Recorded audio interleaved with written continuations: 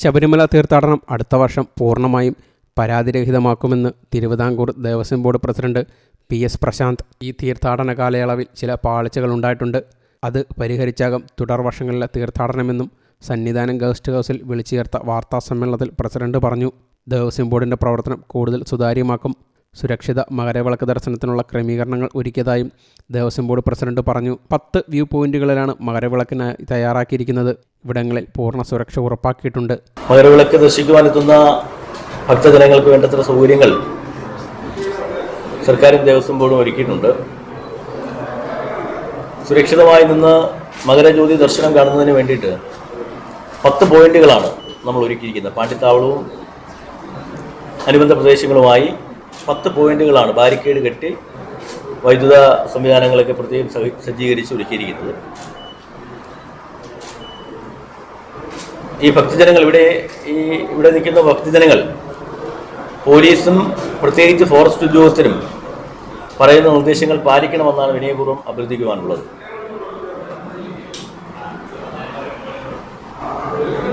ഇവിടെ നിൽക്കുന്ന ഭക്തജനങ്ങൾക്ക്, ഇന്നും നാളെയുമായി നിൽക്കുന്ന ഭക്തജനങ്ങൾക്ക് 3 നേരവും മുൻവർഷങ്ങളിൽ നിന്ന് വ്യത്യസ്തമായി 3 നേരവും ആദ്യമായി ഭക്ഷണം ഒരുക്കിയിട്ടുണ്ട്.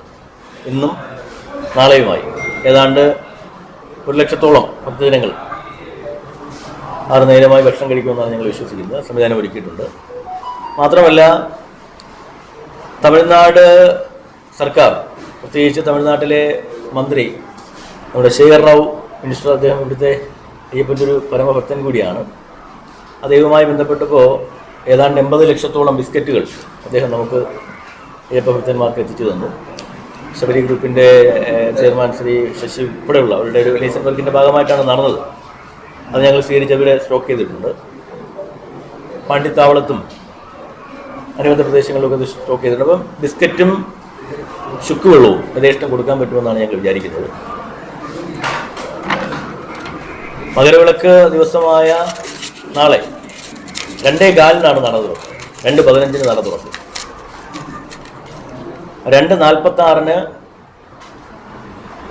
നെയ്യഭിഷേകം നടത്തി മകരസംക്രമ പൂജ നടക്കും.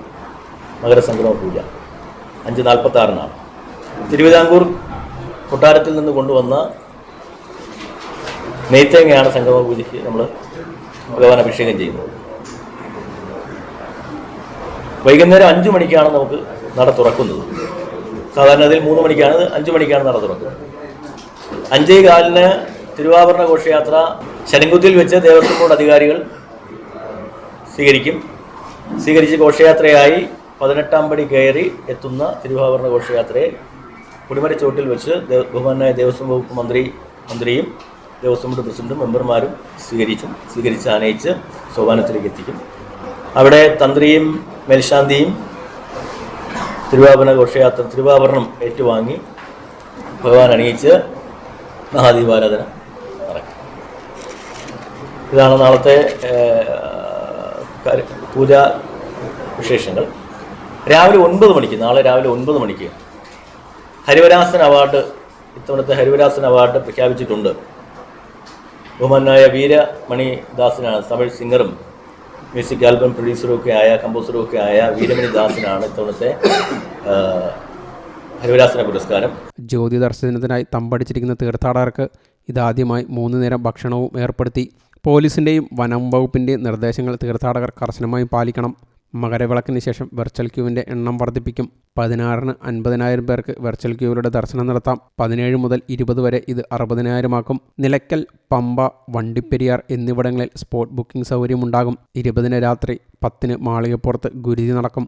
21-ന് പന്തളം രാജകൊട്ടാരം പ്രതിനിധിക്ക് മാത്രമാവും ദർശനം. ദേവസ്വം ബോർഡ് അംഗങ്ങളായ advocate A. Ajikumar, G. Sundaresan എന്നിവരും വാർത്താസമ്മേളനത്തിൽ പങ്കെടുത്തു. You talk Sabarimala.